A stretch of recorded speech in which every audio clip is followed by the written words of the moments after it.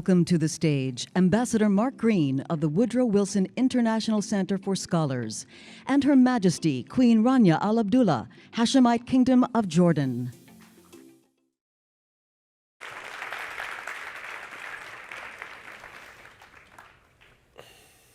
It's good to see you. Great to see you. And welcome back to Concordia. It's great to have you back at Concordia.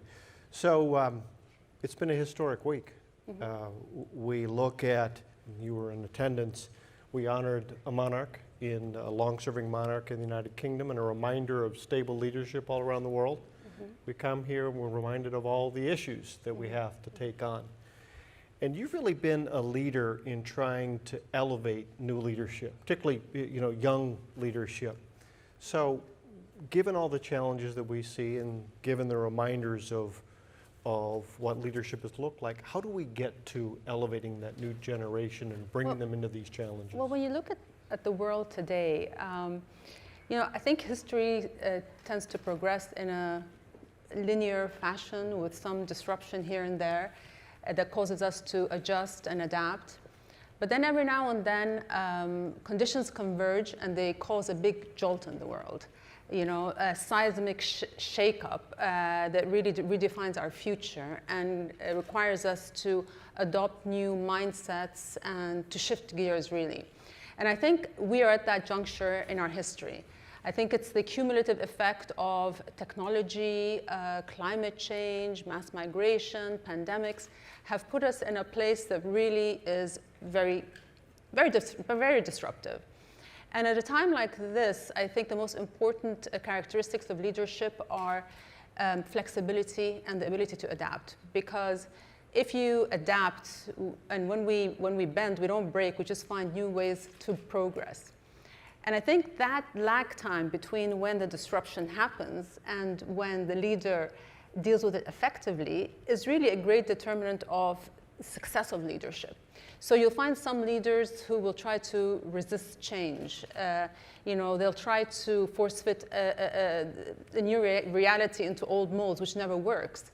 Worse still, you'll find leaders who will try to avoid dealing with disruption altogether by diverting attention to something else. So they stoke up people's fears and anger and hate and get them to just be sort of united together in a tribe against a dangerous world. But at the end of the day, reality is reality. So I think everybody in this room, we've wrapped around our heads around the fact that, severe weather conditions, mass migrations, pandemics are features of our world that are not going to go anytime soon. And what they all have in common, these challenges, is that they're common to all of us. So nobody can say that they're immune or that they're not affected. And those kinds of high-risk challenges require high-level coordination and collaborative action. And when you look at our world today, we're completely off course. So instead of finding new channels, we're building walls, and you're seeing global trade declining. You're seeing protectionism and nationalism making a comeback. And you do hear some people trying to push against this trend, so you'll see rousing political speeches and things like that, but really motion without movement will get us nowhere. So I think it's about trying to redefine leadership. Absolutely, we need to bring young minds, but it's not just about young minds, it's about minds that are willing to really that are open. That are really open and willing to rethink everything. Like I said, we need to adopt a completely new mindset. And the definition of leadership itself needs to be amended. So oftentimes I think we expect our leaders to be rock stars. We want media savvy politicians or celebrity CEOs. So the priority becomes on how to build your brand rather than how to achieve progress. And so the focus becomes on short-term gains while not looking at the long-term costs. And climate change is a great example of that. For decades, the scientific community has been warning us about its effects, and we had to really come face to face with severe conditions for us to take it seriously. So I think we need leaders that don't see the next election as the end game, but rather the next generation. So you put your finger on a few issues that are obviously dominating much of the conversation here around the United Nations General Assembly. And as you point out, they're not going away. So climate disruptions, human displacement, which your country knows more than most countries in the world, they're going to be with us 5 years from now. They're going to be with us 10 years from now. So how do we sustain the leadership?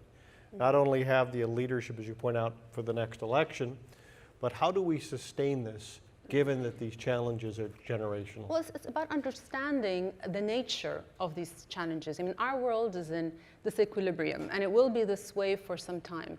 And the old dividing lines between left and right, socialism and capitalism, they're giving way to new dividing lines along the lines of globalism versus nationalism, protectionism versus cooperation, holding on to the old or embracing the new. And as a result, you're seeing sort of a reorganization in the geopolitics. So new blocks, economic blocks are forming, new coalitions are forming to the exclusion of others. Right. And that makes it very difficult to reach a consensus in the world. And this is at a time in history where collaborative action is so important, because as the pandemic demonstrated, you know, we are so interconnected. Right. So nobody's saying that you have to adopt globalization as an ideology, but you have to recognize that, you know, we have an increasingly integrated political and economic landscape, and that is just a reality that we can't get away from. And that kind of reality does require, like I said, information sharing, consensus building, collaborative discourse. So I think this is the complicated thing, is that never before did we need to cooperate. Let me throw another variable into this. It's not merely leadership reaching to people, it's other players with disinformation.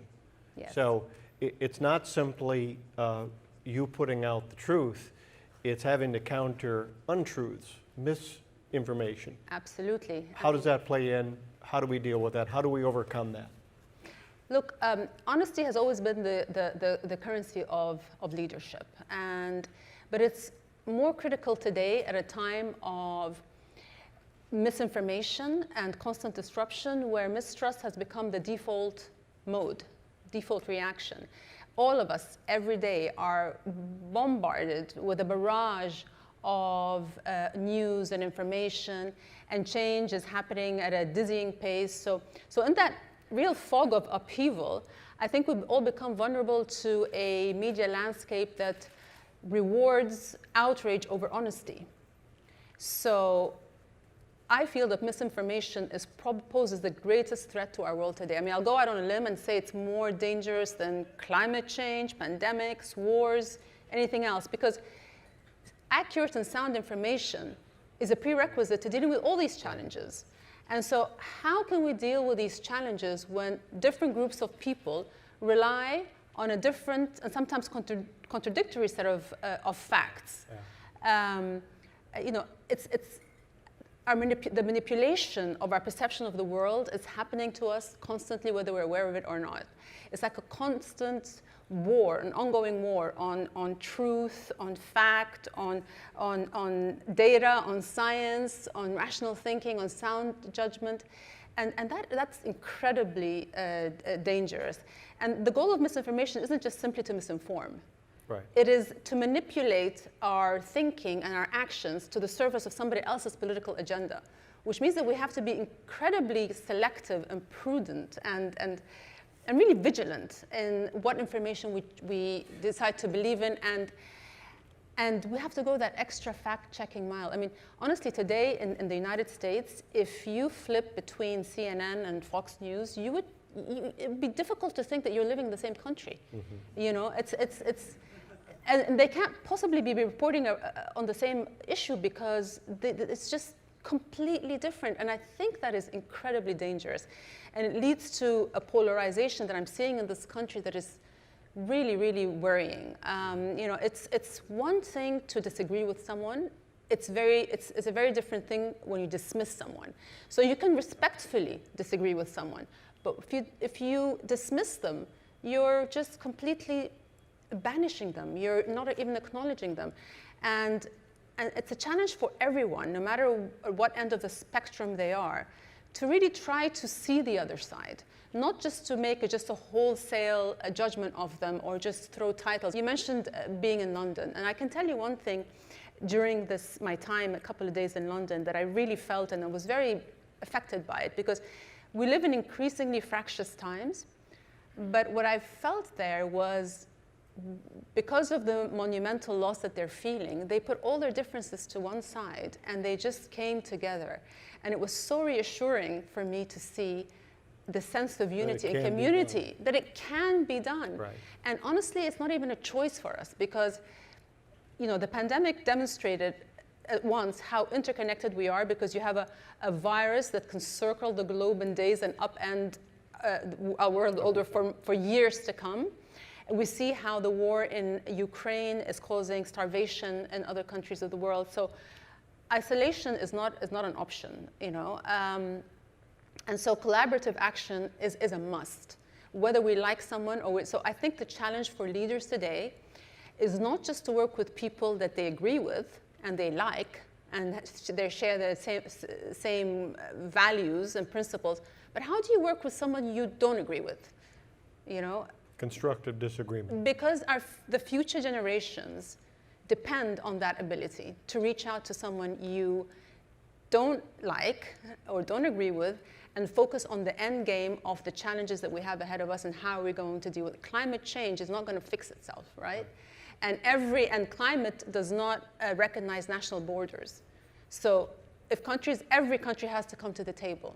And if we don't deal with it, we're already seeing the consequences of not dealing with it. Does it also put a premium on trust, right? So I often point out in one of my past lives when I was at USAID, in battling Ebola, for example, even after we had a vaccine and intervention, deaths went up. Why? Because nobody trusts the public messaging around coming forward to take the vaccine and the interventions.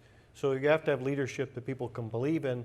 Even if they disagree with, they can look and say, well, we know that he or she at least has the interests of Absolutely, country. and that takes a lot of continuous, clear and honest communication, and trying to amplify the truth in amongst all the din. And it's not easy in a media landscape, like I said, that sort of amplifies simple lies over complex truths. But a good leader trusts people with the truth, even if it isn't pretty or popular. And that's another challenge, is that there's so much populism now, and it becomes too easy to just say what you think is going to get you the votes, even if it's to the detriment of the people who are voting for you. So you need leadership that focuses on the principles, not on the politics, on real values, not on popularity. And it has to be continuous, not just crisis-based, because it takes a long time to build that capital of trust. And you will need that capital. You need to draw from it in difficult times when you have to make tough decisions. People need to be trusting that you've got their backs. So one of the reasons I admire your work and the work of His Majesty so much is that in the area of displacement, which we work together on, the willingness to tell people that which they may not want to hear. Mm-hmm. So telling people in Jordan that refugees, migrants who have come, they're really not going home. Yes. And the willingness to tell people that which they may not want to hear, is that how you build trust? So people can at least respect the fact that you're willing to tell them unpleasant truths. Yes, like I said, it's something that takes time, and you do have to say the unpleasant truths. And I think one of the dangers in our world today is that the line between fact and opinion has been blurred. So, we're just taking liberties with the truth and with facts. And, I think we need to redraw that line where, fact is objective and opinion is subjective. And so, for example, when it comes to refugees, yes, we had to say that they are here. And interestingly enough, a poll done just 3 months ago in Jordan showed it, despite the fact that we're dealing with high unemployment rates, obviously we're affected by the cost of living and increases in fuel and food, our overcrowded schools and clinics, but 96% of Jordanians are still sympathetic with the plight of refugees. You know, and that tells me that people are inherently good, and they will instinctively do the right thing if nobody's telling them to be fearful of the other. And I think the politics, normalizing the politics of fear, is a very dangerous route, because, you know, politics based on fear is just wrong. You know, it's all too easy to just, you know, demonize the other person, you know, to try to... Instead of finding an answer. Instead of doing the hard work of finding constructive solutions and adopting an optimistic agenda. But you know, when it comes to refugees, I think one of the challenges that we face as a host country, I think typically when a conflict happens and there's an influx of refugees, it captures the global attention. People rush in with relief aid, with, you know, like you know, food, shelter, medicine, which is all very, very important. But it's the sustained involvement that really, and the care that you give over the long term that really determines the trajectory of a refugee's life, because they're there to stay.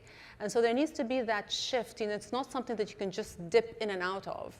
It needs a sustained effort. But that, again, requires, you know, more funding, not less. And, you know, refugee response plans all over the world are chronically underfunded. So in Jordan, only 10% of the cost of hosting the refugees has been met. So I guess the world also needs to be a bit more involved over longer term.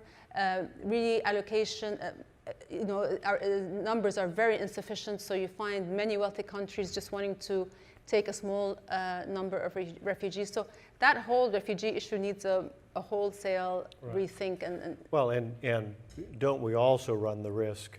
I think the people of the world are compassionate. I think Americans are compassionate, but we are drawn to the latest crisis. Yes. And so the extraordinary outpouring of compassion and support for the Ukrainian people, which what the Ukrainian people have suffered is extraordinary. That doesn't make the plight of refugees elsewhere any less important. It is, whether we like it or not, simply a reality that we have more to do. Absolutely. And not only that, I think mass displacement is going to be an annual norm. So according to the World Bank, you know, 200 people are going to be displaced by the year 2050 just because of climate change. Mm-hmm. And so, you know, it is up to us to decide what kind of world we want. Do we want a disorganized, chaotic world with unpredictable movement of people, or do we want to have a sort of dignified, organized, orderly system of mass migration? That choice is ours.